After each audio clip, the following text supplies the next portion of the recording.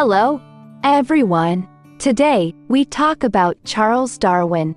He is a very important scientist from England. Charles is born in 1809 in Shrewsbury, England. He grows up in a big family. His father is a doctor.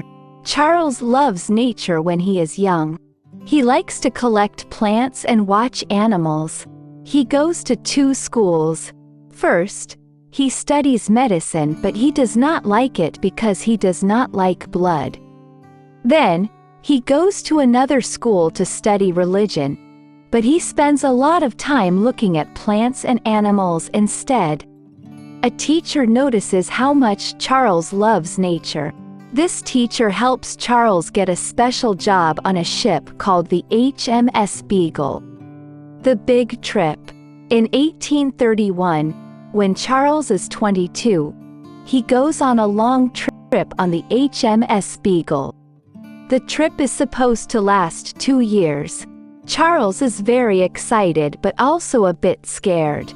HMS Beagle travels around South America and finally arrives at the Galapagos Islands.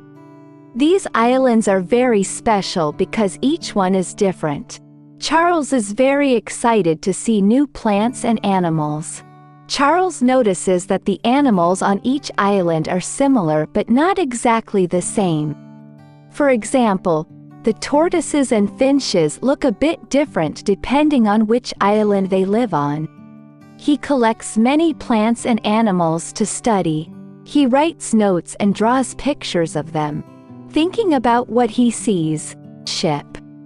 The more he sees, the more Charles believes that animals and plants change over time. This idea is called evolution. He thinks that maybe the strongest animals survive better and have more babies. This process could make changes in animals and plants. He calls this idea natural selection. More travels and observations. The HMS Beagle continues to travel. Charles sees more places and more animals. Every place gives him new ideas. He writes a lot in his notebooks. These notes are very important for his big book later. Hey, look at what you've learned in English. Scientist, a person who studies science. Journey, a long trip. Islands, pieces of land surrounded by water. Ship, a large boat for traveling on water. Notes, written reminders. Natural selection, survival of the fittest. Traits, features or characteristics.